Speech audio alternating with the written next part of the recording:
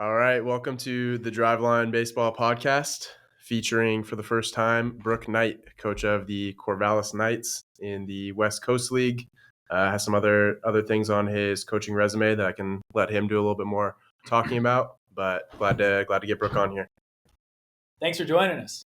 Yeah, appreciate you guys having me. Thank you. Privileged to be here with you. And then we have Tanner Stokey, director of hitting, and Joel Condreay, pitching coordinator. So for today, big thing is talking summer baseball. Really focusing on college guys in general. Can carry over a little bit to talk about high schoolers or other young athletes. But I think the starting point for me with this, and we can hear your perspective first, Brooke, is who are the players you've seen benefit the most from playing summer baseball? Not necessarily like individuals. You can give like those kind of examples if you like, but like the kind of players that you think get the most out of it. Yeah, I think it obviously varies quite a bit. We've got incoming freshmen. We've got guys that have been in school a year or two. We've got a few juniors mixed in. We've got guys that are junior colleges, hoping to get a 4-year option. Guys that are obviously looking to get drafted and so on down the board. So from a holistic perspective, I think it's probably good for everybody in some regard. Everybody's at different developmental stages as well, and it's going to be a brand new environment with new teammates and new coaches and all kinds of different levels of adversity for guys. So I think it's got a place for everybody, and we try to do our best to work in cooperation with the school and what they want to see for their player or players, and that could be strength gains, it could be repetitions, it could be more mound time. But from a specific perspective, we're hoping to try to achieve all of those things and really target it at each player, and then obviously we got to come together as a team and try to win some games. But it's not just about development, and it's not just about winning. But I think it's really more challenging to develop when you don't win enough. And, so they're not mutually exclusive for me. I think our goal is to hit on both and ensure that there is player development. And that's not just from a baseball perspective, but just from an individual and personal perspective. And then, hopefully we're winning some games along the way. It's just kind of eases the pain of the failure that the sport of baseball brings, right? I mean, I can't think of a tougher sport that challenges young athletes, and that's part of the reason why they tend to be, and I'm probably biased, but better adults, better fathers, better husbands, better leaders, better company owners, because they know what it feels like to be up against it.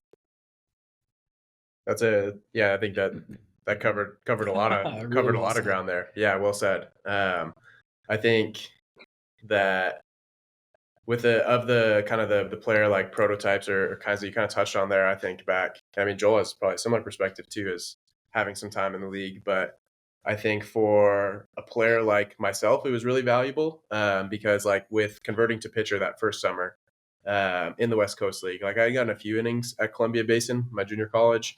I think less than 10 or somewhere right around there, and was just starting to kind of transfer. All right, like this is a guy with a strong arm into like all the different situations you can get thrown into, the actual game experience, and like you said, like with the wins and losses and all of that, we had a strong team in Yakima, but the opportunity to go like having the tools but not having the experience. So getting to go actually have to apply that, like get out of the cage, get out of the bullpen, and go put it to the test. Really, it was like the perfect environment for me there.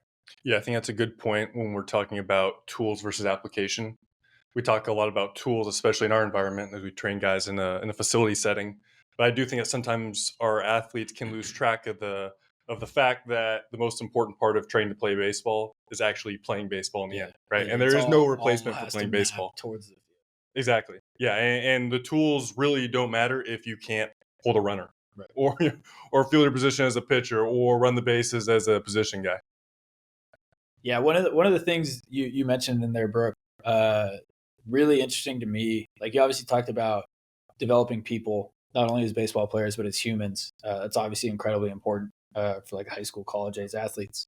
You talked about like the player development side, winning games, but collaborating with college coaches. That's something I'm really, really curious about. Like how you go about doing it. I'm sure it's very different case by case. I'm sure it's very different with pitchers than it is with position players and hitters. But mostly curious like how those interactions generally go. Like, do you generally hear a lot from college coaches on their players? I'm sure it's a little different guy to guy, school to school. And then from there, like, how do you go about implementing what they're looking to accomplish, what they're looking to get out of their athletes during their time in the summer when they're with you? Yeah, I mean, you're not inaccurate. You know, each program is different. Each coaching staff's a little bit different. I look back to Mike Gillespie, the great Mike Gillespie, and I mean, not only did he take the time to lay out paragraph after paragraph on each guy, where they're Oh, that's at, what awesome. they've done, where he'd like them to go um, with their summer experience, but he watched the games. He'd follow up during the summer. He'd text or call afterwards and maybe ask why this or that happened. And highly involved, hands on, really cared deeply about their summer experience. And a lot of we have a few other programs like that. Some programs, you know, are also a little more hands off, which is fine too, and just entrust us and wherever they might send their guys to, you know, provide the experience, get them out of their comfort zone, right? I know Larry Lee at Cal Poly, phenomenal guy, great, amazing coach. He doesn't like necessarily sending his guys back to the same spot, you know, each summer. And we've Oh, had interesting. some amazing Cal Poly guys. Probably don't know Mitch Haniger, but he was pretty good. And, you know, we've had a handful of other guys. They're all tough, hard-nosed players. And, but, you know, I say, hey, Larry, we'd love to have that guy back. He's like, no, I'm just going to send him somewhere else. It's about getting him out of his comfort zone. And I know when I send them to you guys, they have great experience, but I want to get them somewhere else. As far as pitching is really interesting, right? I mean, we've got to spend the time to, and we do. Coach Bo Kearns is going to be coming back, which I'm excited about, There you and go. we'll announce that here shortly. But you know, Bo's elite, and he will take the time to talk to every pitching coach based on an innings count and a pitch count and you know, proper rest. I mean, we really try to make sure that we're taking super good care of these guys, and they're not our guy, right? They're just being leased to us for the moment, and we just want to enrich their lives. So it's really important that we have that communication with the coaching staff. And I mean, Chex had a great chat with Coach Checkich yesterday, and he's so elite. And you know, as an example, he might say, hey, I want this guy's got 20, 25 innings. Stanford does that too. And, you know, but then we need to clarify that, you know, okay, is he starting or out of the bullpen? And can we spread those out, or, you know, can we use some early and then use some late, which obviously is not ideal. Yeah. But, you know, we gotta be smart about what that looks like. So when Jackson Flora was with us last summer, he was a great example. He kind of hit his spot, big time arm, and that was communicated, and he had to head back. But there's a lot of communication that goes into that, as well as with position guys. It could be, you know, swing stuff, or you know, where ideally they want those defensive innings to be, and knowing that we've got to kind of mix and match and move guys around. So the biggest thing, you know, for me on that is just the summer experience. You know, I think that, and I had a chance to listen to the last podcast, which was great, by the way, to get that information. And talked a lot about Travis, who I'm obviously really close with, and I think these two concepts can really work, can collaborate really well. There's a space for both, right? And so certain players, as an example, who might be able to really pitch and command 3 pitches for strikes, but might be limited on stuff. And until they get the stuff, you know, they may not be able to help that organization, that school, you know, as much as they need to or want to. So it's either up your stuff or, lay some pies in there and get it swatted up against the wall, So it's kind of like that is a great example of where Driveline, had a guy like Travis who could really hit. I mean, he could really hit, right? He came in for us that first summer and proved that he was going to be really, really good. And he's an independent thinker, as you guys know. Well, one of one. Very much so. One of a kind there. One of a kind. And the energy level is insane in a great way. He's actually a really, really smart dude, which you guys figured that out pretty quick. And he's he just kind of needed that's the other thing about him. He's demanding, not in a bad way, right? It's just because he cares. He's a sponge. He wants all the information he could possibly get, and like that's obviously a good thing in most cases. Can be bad. You can go a little bit too far on that end of things, but it says a lot about him. He's able to handle and filter through all that type of information.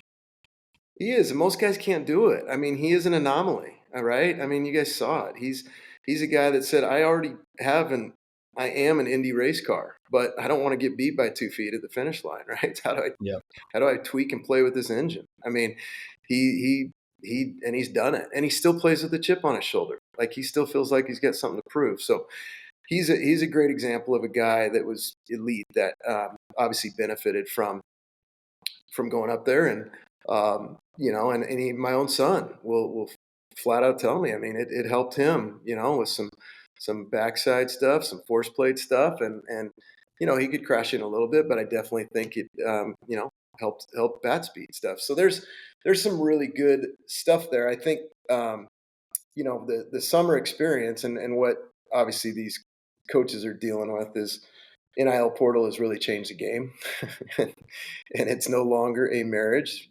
You are just dating, and anybody has the right and no hard feelings to move and shake and make a change whenever they want. But the fear I have for the younger players is when you're young, you're a little bit immortal, and you think baseball is going to last forever, and the shelf life is small. It's really short. I mean, I can't even tell you, I'm 52, how fast the last 10 years went by. Talking about one of my former pitching coaches has an elite son on the mound, and I was just talking to a guy this morning. I mean, I remember this guy as a 5-year-old, and now he's a potential draft guy, and he may come pitch for us this summer. We'll see, but it does go fast. And so for the players, you've got to get as much out of this thing as you can. This is an enrichment piece too. This is not just about try to make the big leagues, because we know most high school guys don't play Division I baseball, and very few of those guys play professional baseball. So the dream needs to stay alive. If we lose hope, then we're out of luck. So there's nothing wrong with being hopeful, but the development of the human being and getting in a different environment and having to get along with new teammates and maybe being challenged by a new coaching staff. And you guys know, you've heard the same stuff from coaches that we're trying to get you to make the same change, but one guy said it a little bit differently and it clicked. So it's not like we're reinventing the wheel or we're necessarily telling them anything they haven't heard before most of the time, right? But if it clicks, it clicks. And when you hit it sometimes as a coach, and when you're absolutely missing it, and you just are like, God, how do I translate this so this makes sense to this guy? And so yeah, I mean, I think it's really hard to replicate those adverse moments, and Joel, you mentioned it, like, how do you defend the running game if you don't defend the running game? I mean, most of your pitches are thrown from the stretch. So those moments are glaring real quick, and it doesn't have to be an incoming freshman that hasn't seen the college baseball field yet. It could be a guy who's been there for 2 or 3 years, and he's still running a 1.5 break time and getting absolutely abused on the bases, And those poor catchers. Yeah. You can't hide a 1.5. There's no hiding it. Like, man, you can't fix it. You're in big trouble, and they haven't short stacked. And when you try to do that, you guys know how tough that is to all of a sudden, your stuff changes and your confidence level changes. And, it gets really challenging, and maybe you can be a little bigger at second base. And what are you doing delivery wise to keep guys from advancing, right? Or fielding bunts and all kinds of stuff. So I think that's kind of, as I've seen this evolve, obviously over the last 5, 6, 7 years, we've had a couple of schools that said, hey, we're just not sending anybody out this year. Um, okay. Everybody's just going to get bigger, faster, stronger. I get it. But, I do remind them we have all those tools, right? We have TrackMan, we have a weight room. They're held accountable at home and on the road. Um, our experience is no cost. So there's a lot going into it. I'll stop because there's No, this so is much great. to unpack. But This is great. You mentioned like holding guys accountable to the weight room and things like that in your program. That's obviously awesome. How common is that? Whether in that league, other leagues, like in your experience, is that similar in other places? that's a good question. I don't think it's a league thing, and listening, like I said, you guys did a great job, and it really triggered a lot of thoughts for me trying to kind of prepare for this. And no, I think it's an organizational thing. I mean, you could, right? It's team by team. I mean, it's Yeah. it's based on it could be all the way to the top at ownership. We've got the best in the business, and Dan Siegel with our CEO, and all the way down to the coaching staff. And then what are your benchmarks? Who do you want to be as an organization? And if we're not putting in the time to try to make guys better, and holding them accountable, then I mean, what would we sign up for? That is in the job description. I'm pretty confident. And so, it's like, hey, they all have their own programs. They've all got different strength and conditioning coaches at their schools. I thought it was interesting. Chex even said during the summer he loves his guy, but he uses a different guy, so they get a different voice. Mhm. And so we're not here to change programs or anything. I just want to know that guys are getting to the gym. We've got 2 options in Corvallis, and then on the road we go as a team. And there was a year or two I made it optional, and wasn't that disappointing. When 4 guys are on the bus to head on over to that YMCA in Yakima, Yep. right? And so that was a miss. I learned my lesson, and it was only optional, for a short period of time. So it's like, hey, we all need a coach, and that includes me and all of us. And you need to be held accountable. So, it's a lot easier for starting pitchers than it is for relievers. I think you can really have the same amount of strength gains you would have whether you were playing or not. And you go smash the day after you throw. You could even do it that night if you want. And then you work back in your next start. Relievers, you never quite know, so you're dancing and jiving on when you're gonna throttle your legs, and all of a sudden, of course, get up in the 3rd inning and give us some long relief, and you're like, oh boy. But that those things are gonna happen a little bit, and because there's no school, unless a guy's got a summer class or something he's got to take care of. But because there's no school, I think it's probably less demanding than the fall and the spring when these guys are getting up at 6 a.m. to hit weights and then classes and then practice and then study. Yeah, and they're also away from home, away from all their friends. There's less off-field distractions, if you will. Yeah, exactly. And again, they're forced to develop new relationships, and be put in a position. I mean, you guys know how it is. You get there with a new group of guys.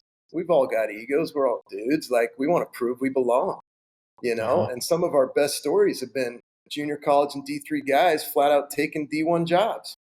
I mean, I can fire down the list with guys like Mark Gallegos and Max Beatty and guys who are at Corbin PLU. I mean, they literally just took the job of a guy who was highly recruited. And why? Well, they're confident, right? And how do you establish that? You have to fail. I mean, you have to. I always think it's interesting. It's one of the first things we mention to guys, like, well, summer ball this, summer ball that, and they're not quite sure what they're getting into, right? I'm like, hey, it's just baseball played during the summer. It's a pretty good time to play baseball. So, Yep. While we don't try to fill the shoes of the school program, that's a different experience. I would like to think that hopefully all summer organizations are trying to, set the bar high for those expectations that say, hey, if you don't get better while you're here on the field, off the field, whatever it might be, and you don't have more confidence going back, we probably haven't done our job, and And we've had guys that I can bring up one other name that just comes to mind: Sean Weiss, George Fox, Hawaii, ACU. Sean, strike throwing son of a gun. Why is he getting everybody out 82 to 84 miles an hour? Go up and get a 5. He had an induced vert of 20 to 22 inches, and he's getting big boys swinging through all of his pitches, right? His best baseball memories are during the summer, I can tell you. He was our MVP 2 years ago. That's awesome. Right? So guys gotta look at that. They have to be realistic with, where do I really need help? There are guys that probably need more swing speed. Your -6 to -14 attack angle. They might need more velocity on the mound. But the vast, vast majority of guys need to play and somehow still be able to squeeze in some time to find their baseline. What is their baseline on? I know the metrics are a big deal, right? And force plate jump stuff, that's a big deal. So I think there's a way to do that, and be able to test and retest outside of those moments, maybe not on a weekly basis, but again, a lot of schools, most of your Power 4s and even your mid-majors are getting those now, right? So they have those. Sure. Yeah, it's definitely doable during the season. That's something. We've implemented that type of stuff with our remote athletes. Like the vast majority of the guys we work with are on year-long plans. We build out development plans for the off season, in the fall, during the winter, during the spring, regardless of where they're at, what they have access to. We're able to work around those types of things. So it's definitely doable to make progress while you're playing. It's more challenging, right? Like you mentioned, like your environment, you guys obviously have access to a ton of different things, right? You hold people accountable, which is obviously really important for the development on the field and off the field, right? But it's difficult to get that in a lot of other places. We have some of the infrastructure here, some of the tools that kind of bridge that gap. And it's in a lot of cases, there are guys that definitely need to play, right? So one of the things I wanted to get into over here, while I got both of you guys, like what types of pitchers, what types of athletes in general you really think should prioritize playing in the summer? Yeah, when I get this question from an athlete, the two main considerations I'm going to bring up right away are, what did your spring look like? Because if you logged 80 innings this spring, do you need to make that 120? Right. And obviously, you can communicate with the coach and set limits. But if you got to that threshold, then I don't normally have guys like push. I don't think you need more unless there's something really niche that you need to be working on, that you can only do in a competition setting. And then the other thing is just, what is that you need to work on? You alluded to it, Brooke, but for the guy who just simply needs another 3 miles an hour to accomplish his goals, a controlled training environment is probably going to be the place where it's going to be easier to accomplish that. A guy who just needs to add strength, needs to add power, and it's simple as that, making the engine bigger, I'm typically going to gear him in this direction, just so he doesn't need to fight that battle of accomplishing that, maintaining weight as he's playing 6 or 7 games a week. So those are a couple considerations that I always start with. How much did you do this spring, and what is that you need to accomplish for the summer? I think building off that too, kind of taking where are the tools at, and not necessarily going off that, like, how much did you do in the spring, but also like, how productive were you relative to those tools? Because if you're at a JUCO and you're throwing low 9s already, and maybe at least 1+ pitch, like, the stuff's good, but then the K% to walk percentage is bad, the whip is bad, the ERA is bad. It's like, how do you have this good of stuff, but you're not actually getting outs? Like, what's missing there isn't just like, oh, I just need to throw 95 instead of 93. Like, yeah, that'll probably get you a few more Ks, but you're not applying what you already have. So I think that's like we've talked about it a lot from in-gym, comparing like the force plate, the expected velo or bat speed versus the actual. But it's almost thinking about like, all right, what would I expect based on my tools? Like, what kind of production would I expect? How does that stack up? Because for the guys like Travis, where it's elite at both, it's kind of choose your flavor, right? Mm-hmm. Like, what exactly do you want to do? But then for the guys on the opposite end, it's more, what do you need to do? Because if you have a glaring deficiency one way or the other, like a low stuff guy that's getting outs, if you want to get drafted, if that's your next goal, you need to find a way to beef up the stuff. Yep. But if you're a guy that has plus stuff, maybe you redshirted or didn't get that many innings in the spring, or you got a decent number, but it was super sloppy. Those are the guys that I think like, all right, it's the application, I think is how Joel phrased it earlier. I think that's really the best way that I would want to phrase it. Yeah, it's all really good. The way I like to look at it, and Brooke, you kind of alluded to this stuff too, right? Because everybody's dream is to play as long as they can. Everybody obviously wants to be a big leaguer. You got to be realistic to an extent. So the way I look at it, it starts with what your goals are, where you're trying to, like, where you want to get to, like, what are you ultimately trying to get out of this? And then from there, it's evaluating like where you stack up relative to your peers and where you stack up relative to your goals. It's like from there, you make the decisions of what you want to do. Like, obviously your MVP last year, a guy throwing like low 80s, good pitcher, he's competing. Like that's a situation like that type of guy. If your goal is to get drafted and play professional baseball, like realistically, you have to add velocity. That just has to happen. Not going to get drafted throwing 82. It's not going to be a thing, right? But getting into the goals where you want to be, right? Like if you're in that type of situation and you just want to play baseball as much as you can play baseball because you enjoy playing baseball, go play baseball and like focus on the development that way. Now, if like that type of situation, you have the guy, whether pitcher or hitter, maybe it's the D3 guy who's like out athleting his competition. He's just really good where he's at. Like on one hand, you should go play in a competitive league like the West Coast League, where you're playing against competition that's like above where you're at during your season to stress test where you're at. Get a ton of value out of that. You can really grow from that sort of thing. Where I'm going with this, it's basically like what are you ultimately trying to accomplish in the long run? And then you have to evaluate where you're at compared to your peers, where you're at compared to the people at the level where you want to be. Like that should be the beginning point of how you make that decision. Yeah, I mean, I agree. I agree with all that, guys. I think it's an individual decision, and again, remember, development's not linear, right? So with whether you're a pitcher or hitter, and guys can kind of flatline for a little while, and then all of a sudden, boom, they make a jump, and they're like, oh, and they might go backwards or regress a little bit, but they've kind of made the jump, and so finding ways, whether it's playing summer baseball or just just crushing weights and crushing the lab, and just that can be a confidence builder too. I mean, let's not miss that. Like you add 2 or 3 to your fastball, or you increase your spin rate on a breaking ball. That's going to feel good. That's flat out going to, and it's tangible, right? It's really difficult, other than looking at stats and how many strike percentage, whatever you might have, and ERA is probably a little overrated, but your whip, and going, hey, okay, that's tangible. But I'm also relying on where the ball goes and who's playing behind me. So, true. I mean, I think each player's got to evaluate that probably every year, constantly, every month, and say, where am I at? What do I need? But the game IQ piece is where guys really make those jumps, right? I mean, you guys talked about that, and I love that. I mean, and I'm gonna give him credit because he deserves it. He's an amazing baseball guy. Gabe Sandy, friend of mine.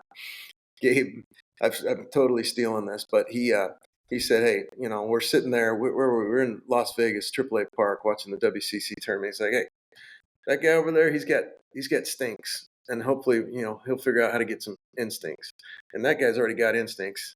And maybe it'll be like that guy who's got some instincts. And it's just like, hey, boy, that is the truth, right? And so we're probably not going to take a guy with stinks and all of a sudden send him back with win stinks by any means. But, we are definitely trying to get those guys to advance. And the only way, I mean, the game's so tough. Guys are trying to replicate that stuff all fall, playing against each other. How game-like and adverse can we make it? And that, that's all you can do, right? And some of them do it really well. But when you're playing guys in different uniforms, that game speeds up just a little bit faster. And, you got the green light to run. Well, you were fine in the 3rd inning when, big leg kick was on the mound, but now we got a tie game in the 8th and you still have green light and guys a little bit quicker. And, are you want to get a jump and, take a chance and go do something, So all of a sudden they shut down. I don't want to be that guy. So, that you just don't get that many opportunities in your baseball career, right? To have those moments where you're bigger moments where you're going to succeed or fail. I mean, for me, if you play, 200 games in college and another 150 in summer baseball, you're at 350 games outside of high school, you might have 6 to 10 defining moments. That's it, right? And what are those going to be? Well, you're going to know when it comes up. It's going to come up quick. And how are you going to define yourself? So that's where I think the value of the experience can really come in. Not to mention, a couple of names I thought of too. I don't know if you guys have heard of Jonah Advincula, but he was a 3-year Redlands guy, outfielder. Uni went and saw him, said he's pretty good. Next thing, Coach Nags goes and sees him. We bring him up for the summer. He can absolutely run out of the gym and has a pretty good summer. Clags calls, and he ends up at Washington State and goes in the 8th round. He's playing in Lake County.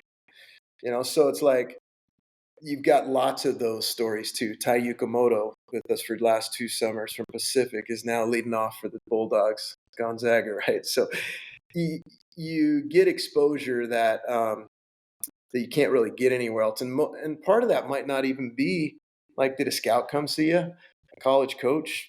What happens is they play with all these other guys on these other teams. Mhm. They go, hey, I really dig this guy. And by the way, he's a really good player. Yeah, and it's very much a networking Call opportunity. their coach, yeah. Right. Especially in the transfer portal world, like you mentioned earlier. Yeah, exactly. I think with that, I think that's a really good note that we've kind of hit on a few of the things. But Brooke, we know you guys do a great job there in Corvallis, but with the tools like the TrackMan, the access to the weight room, the player friend, the coaching staff that has the experience and all that, the networking opportunities, there's a lot of different variables that go into like what makes a good fit for a guy. Besides those that we've kind of already explicitly named, are there things you think players should specifically look for when it's like when they're looking to find the right summer league, or beyond that, really the right summer team, right? Because like you said, it's individual to individual, it's manager or organization to organization. Yeah, I mean, I think those things you just mentioned are all pretty on point, right? I mean, every organization's different. Coaching staffs turn over. Some are more regimented than others. There's no question. If I was a Division I coach, I would be absolutely focused, hyper focused on where I sent my guys and why I was sending them there, right? There's a lot of summer programs that do a great job, just like any other industry. Some do it better than others, but yeah, I mean, I definitely I would want guys to be held accountable. I would want them to be pushed. I mean, with Uni the last 7 years, I can tell you every pitcher said they work a lot harder during the summer than they do at their schools. That doesn't take anything away from the schools. And maybe, I mean, initially, sometimes I'll tell you, I've told Uni to back off because guys are getting a little sore, and that is absolutely not what we want. More so in the legs, but I think they quickly realize that, hey, wow, I better buy in because otherwise this is going to stink, and I've got to get better. And so I think you'd hopefully want to go somewhere also where there is some personal development, right? There's got to be. Again, I tell our guys, and I hope I've followed through well on this, and I try my best, and I'll continue to. But part of that contract does say, like, you sign up to love every single guy, and it doesn't mean you have to like them at the time, and they sure as hell don't have to like you, but that is part of the job description, and I sure hope they feel like that. Sometimes it might be a little bit of tough love, but they got to feel that way. And I'll tell you what defines it and how is the attrition that can happen towards the end of the summer with any league. Right. And guys going home, I mean, could be because we're not winning enough games, could be because my host family with this or that, or I'm not playing enough, or all of a sudden I've got a boo-boo. Is it a real boo-boo? Who knows? But I think, and maybe the coach just said, hey, you got to come back, which most of the time we know ahead of time. But yeah, if guys want to stick around, and some of our best teams are guys like, I'm not going home, or the coach's like, hey, you got to come back. We got a team meeting. And he's telling me coming in almost welling up, like, I don't want to go. Like, we got something to do here. Can you call him? I'm like, I can, but that's a discussion for you to have, buddy. Right. But that's how you kind of know where you're at. If guys It's another want example of the personal development. Sorry, I didn't mean to interrupt you there. no, you're good. That's a great example of that, where the player comes to you. It's like, hey, I don't want to go. Can you call my coach? It's like, no, man, that's a conversation you need to have, right? And that's a big development moment right there for them. Yeah, as we're talking about getting guys ready to play pro ball, there's been a couple of things you've touched on that I think are really interesting. The first one, being able to work with different coaching staffs, because that is something you get in a pro ball, and I mean, in spring training, you might deal with 3 different coaches in 3 different days. At any moment, you're gonna get moved up and down. You have a whole new set of people that you need to be able to interact with. Yeah, exactly. A lot of egos, not necessarily in a bad way, but strong opinions. Like you're going to hear from a lot of different people. Yeah, that's a skill. And then the other one is just figuring out what it takes to play baseball every day, or 5, 6, 7 days a week. How to balance your workload. That really is a skill. That really is a skill, and you're gonna prioritize the weight room. You're gonna learn. You're gonna learn a lot really quickly. Even something as simple as like diet. When you're playing 6 straight days, man, you're gonna feel lunch. When you're traveling on the bus, like you're gonna feel what you ate. Like your body will let you know if you've been taking care of it, just because you're demanding so much of it on a day-to-day basis, rather than playing your weekend series and maybe a midweek or whatever it may be. It's a different thing when there's no practices in between. I think that hits on another thing too for guys to look out for when they're finding a team, finding a league, is the travel schedule, the game schedule. I mean, pretty much any summer schedule is going to be pretty packed game wise, and I think that's a good thing for that reason, and for other reasons too. Of just like, if you're looking to get reps, you got to play a lot of games to get a lot of reps. So I think there's some advantages there, but I know some of the leagues can take that pretty far in terms of how many games are played in how many days. And also just like the player utilization. Just travel logistics. Yeah. I remember going Walla Walla to Victoria one night. That's a long trip. That's a tired ferry ride right there. Yeah. Yeah, I remember that. I remember Victoria to Walla Walla, and catching in 17, catching, and then also coming out for the 9th. And that was like maybe one of the most tired I've ever been was that night in Walla Walla. After the 8th, I thought the game was over. I was like, let's go. And then Marcus McKimmey was like, you got to get down to the bullpen. You're throwing the 9th. I was like, oh, no. Get the gear off and run down there. Marcus wanted to win. You know that. He's competitive. Oh, yeah. There's some great stories in there, guys, and it is a good test for these guys, right? I mean, you hit on it. We talk about it like, you want to play professional baseball, fellas. This is what it looks like. In fact, those road trips are a lot tougher, by the way. And I think I had a personal pan pizza about half the summer when I was playing in Helena.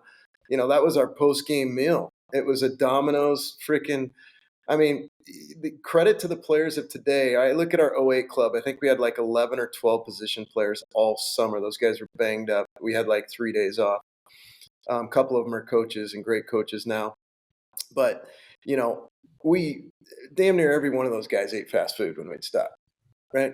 I mean, you just don't see it anymore. You've got maybe a handful at the most of guys who aren't really regimented with their diet and whatnot. And all these other guys are like, can we just stop at Safeway, right? I mean, that changed probably 6, 7, 8 years ago, but they want to eat healthy, most all of them. Other than those Crustables, I mean, guys are eating healthy, and so, you just get to the point where I just have such a respect for today's player, because it is more demanding. But playing every day, I mean, your body's tired, but your head's tired, right? And so it's a really good test. And what, I guarantee on every team during the summer, there are 2 to 3 guys that aren't sure if they really want to play professional baseball anymore, because, right, it's like, you got to love it. You got to love it, and you got to embrace it, all the highs, the lows, the ups, the downs, and work through those challenges. And so, even as basic as getting out of a slump, like, just shorten it. Let's just shorten the slump. We know they're going to come, but if you're going to lengthen it out and you're that guy, not that it doesn't happen to the very best that play the game, but that's another thing that gives guys the moment or the opportunity to fail and get out of their own way. And on the mound, same thing. Bad outing. Oh, another bad outing. Guess what? You're going to get the ball again. And you're not going to lose your job. The spring is cutthroat. And you guys know guys screw up early and get buried, and they don't see a lot of playing time after that. So, that can be pretty defeating. And I tell our guys, they make the lineup we're going to make the lineup in June, first month, pretty much. So everybody gets opportunities, and somewhere in mid-July, they've made it, right? Because we based on production and performance and all those other things and being a great teammate, we've got 2-3 weeks left to go make a run at it. And there's not a lot of guys that don't know where they're, don't know their role. And so, again, that's something we try to communicate on and have midsummer player meetings, which take forever, but they're uber valuable, and sit down with each guy and, let them just talk about how things are going and where we can be better as a coaching staff and try to make a run at it. We normally kind of kick into overdrive after those meetings because it's hard to get to everybody every day, right? The iconic Dennis Rogers, who was at RCC forever, he's one of the best. He always says, if you don't get around and at least say hello to every guy within 48 hours, you're not doing your job. I guess when he was with the Oakland A's coach, there was a guy, the pitching staff had a big challenge going. They were doing, I guess there was a manager back in the day that one guy was on like 34 days. One guy was on like 41 days. The skipper hasn't even said hello to me. So just things like that, how are you building relationships and teaching these guys how to do that, right? I mean, how do you learn how to be a leader, which is what every Division I or Division III or junior college program wants if you haven't had the opportunity to lead, right? And it takes courage. It's lonely.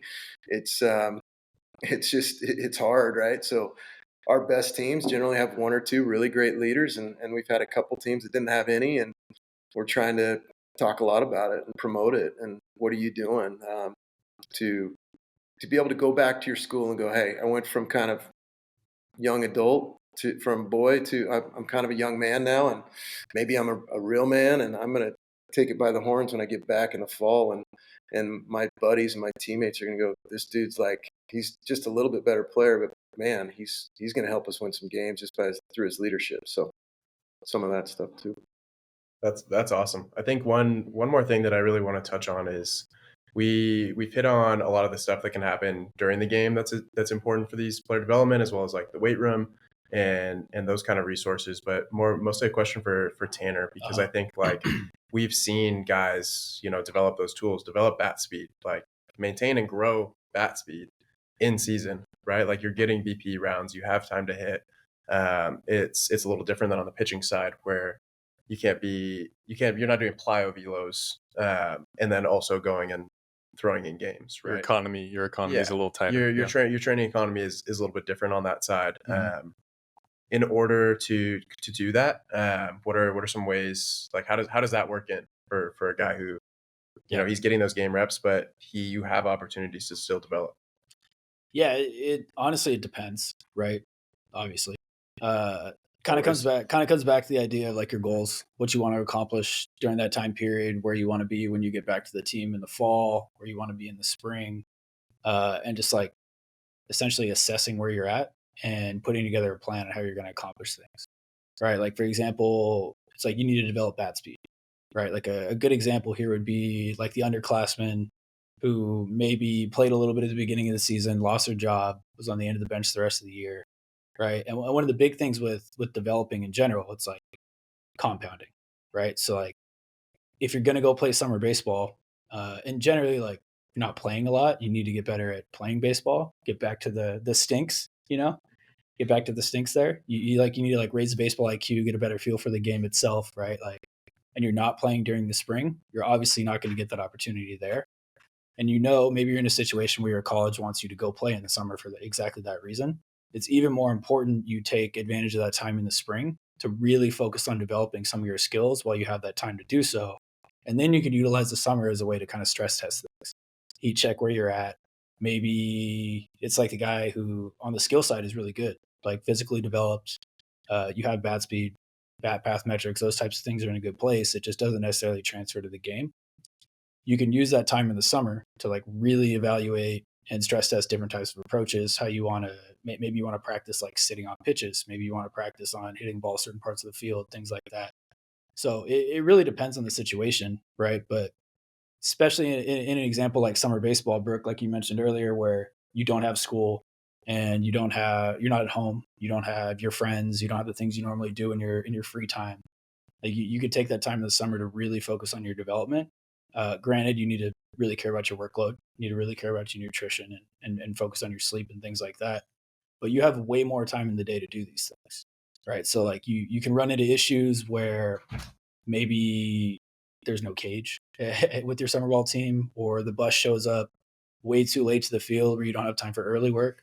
But you just need to find time to take advantage of the opportunities. Like you have the optional bus going to the YMCA. Like you're really, really doing yourself a disservice not going to lift.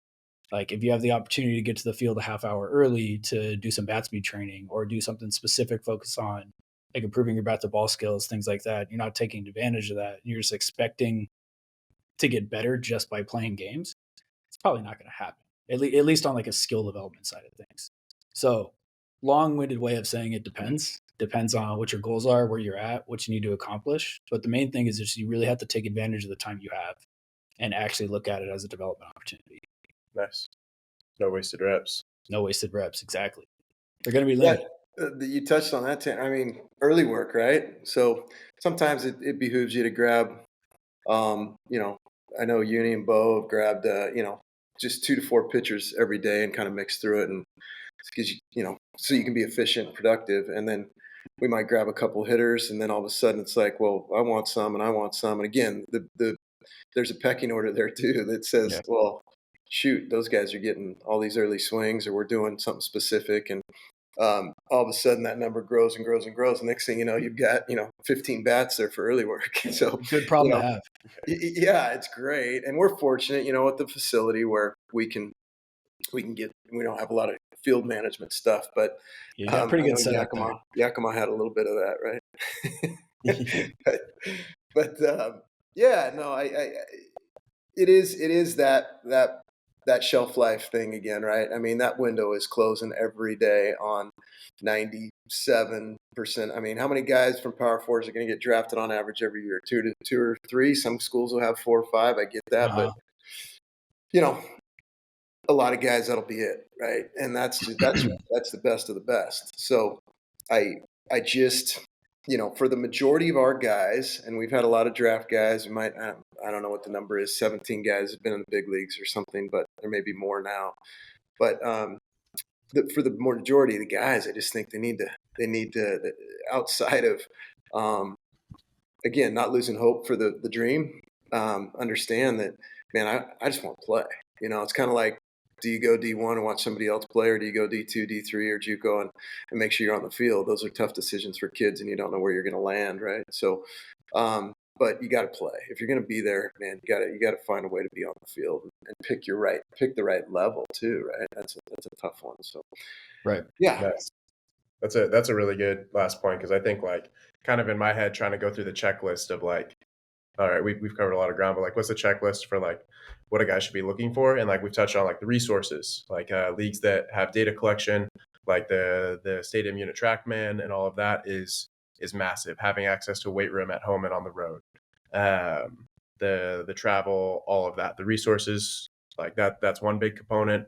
The culture, the fit with the staff, I think that's massive too. And I think clearly there's a pretty big kind of range there, even within leagues, from team to team, but definitely from league to league. Like leagues have culture, teams have cultures within that, but that is so impactful.